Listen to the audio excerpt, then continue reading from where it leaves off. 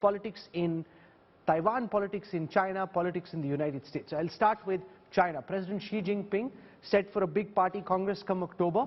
How does that put additional pressure on him? Because the economy is on a downturn in mainland China. He's up for re-election in a potential third term. How does that dynamic impact what we're seeing in the Taiwan Straits at this moment? Well, it means that Xi Jinping will not want to use force against Taiwan before the 20th Party Congress. He's done a lot of preparations to make sure that he gets a third term as leader of China at the 20th Party Congress, which will need to be confirmed at the National People's Congress in the spring of 2023. An operation against Taiwan inherently is difficult to predict. So why would Xi Jinping want to take a risk on a war not going to plan? So I don't think it will actually get him to act more aggressively in terms of launching a war. I think it will deter him from launching a war. But over the longer term, I think we're looking at a very different story.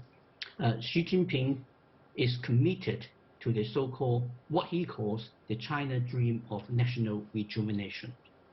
This is a goal that cannot be claimed to have been achieved if what he also calls as the sacred territory of Taiwan is not made part of China again.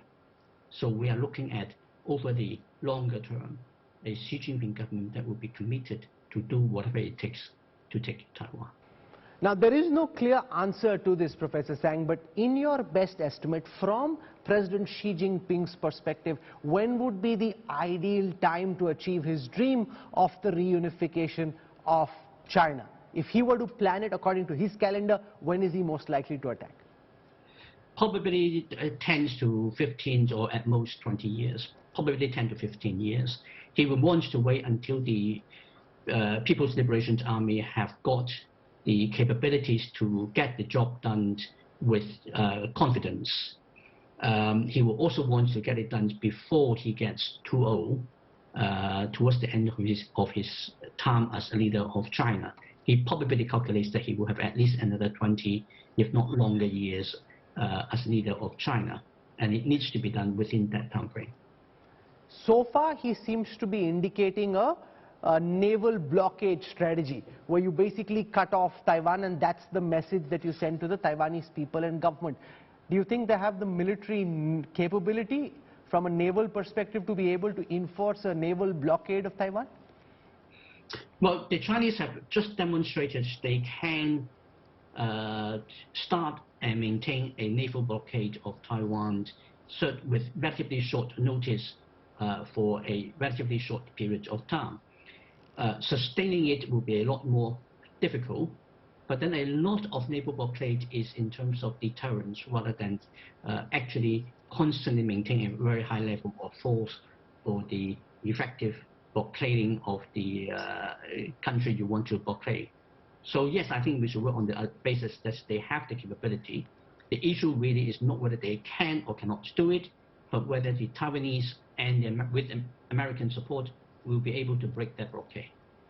How is America likely to react politically after Speaker Pelosi's visit? During the last Taiwan crisis, we saw American naval ships pass through the Taiwan Straits. China tried to ward that off, didn't succeed. Now China much more competitive from a naval perspective. Will America push through, or would they like to politically lay low and not antagonize China further? Well, the Biden administration, again, has been very careful in trying to minimize the scope for unintended escalations, which explains why Pelosi's planes was routed to avoid South China Sea and airspace that the Chinese Air Force or air defense system could operate effectively. But the sending of U.S. naval ships through the Taiwan Strait, which is international waters, is a different matter. The Americans will resume the freedom of navigation operations across the Taiwan Strait. They may not do it immediately, but they will certainly continue their regular freedom of navigation operations.